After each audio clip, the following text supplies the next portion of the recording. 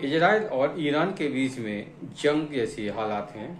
Israel ने कल Iran पर एक बड़ा हमला किया और ईरान के कई सैनिक ठिकानों को नष्ट कर दिया।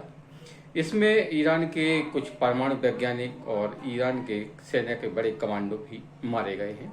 ये हमला इतना सटीक था कि ये हमला जहां किया गया वहां पर ईरान का जो न्यूक्लियर कार्यक्रम चल रहा था, इसलिए जो इजराइल ने हमला किया है उससे इजराइल के हमले में ईरान को बहुत नुकसान पहुंचा है। जवाब में ईरान ने भी आज इजराइल पर कई रॉकेट ड्रोन से हमला किया है। अब इसमें इजराइल को कितना नुकसान पहुंचा है ये अभी साफ नहीं है।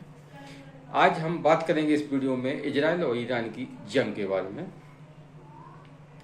आपसे निवेदन है कि चैनल को सब्सक्राइब कर बेल आइकन प्रेस करें, वीडियो को लाइक एवं शेयर कर कमेंट बॉक्स में अपनी राय जरूर दें। इजराइल और ईरान के बीच में तनाव पिछले काफी दिनों से धीरे धीरे बढ़ता ही जा रहा था और अब इजराइल ने ईरान पर हमला कर दिया और ईरान के कई सैनिक ठिकानों को उस हमले में निशाना बनाया गया है। जवाब में ईरान ने भी इजराइल पर कई ड्रोनों से हमला किया है। लेकिन अब इजराइल को कितना नुकसान पहुंचा ये तो अभी साफ नहीं है, लेकिन ईरान को इससे भारी नुकसान पहुंचा है। अब हम बात करें कि ये हमला क्यों किया है। तो ये हमला पिछले काफी दिनों से इजराइल इसकी तैयारी कर रहा था, लेकिन अमेरिका ने इसको रोक रखा था, क्योंकि अमेरिका ये कह रहा था कि ईरान से हमारी बातचीत चल रही है और अमेरिका और इजराइल ईरान के परमाणु कार्यक्रम के खिलाफ हैं। इन लोगों को शक है कि ईरान चोरी छिपे परमाणु बम बना रहा है और शायद ऐसी खबरें आ रही हैं कि ईरान ने परमाणु बम बना भी लिया है।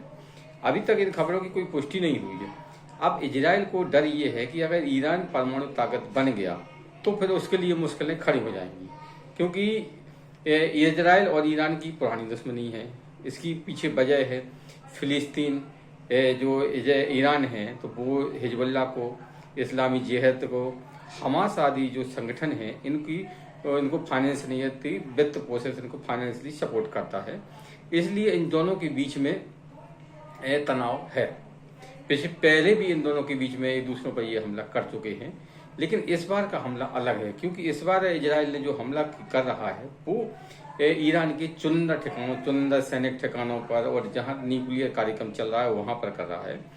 अमेरिका ने कहा है कि इस जो इजराइल ने ईरान पर हमला किया है उसमें उसकी कोई भूमिका नहीं है, न उससे कोई लेना देना है।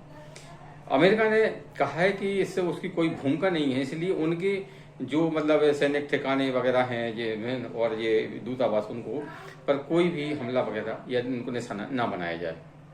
अब अमेरिका ने इजराइल से हमले से इसलिए अपने आप को अलग कर लिया है कि अमेरिका को डर है कि अगर ये युद्ध बढ़ा तो ईरान अमेरिका के सैनिक ठिकानों पर और तमाम जो महत्वपूर्ण प्रतिष्ठानों उन पर हमला कर सकता है, और अमेरिका नहीं चाहता है कि फिलहाल ईरान से उसकी जंग हो। इसलिए इजराइल और ईरान के युद्ध में अमेरिका ने अपने आप को अलग कर लिया है।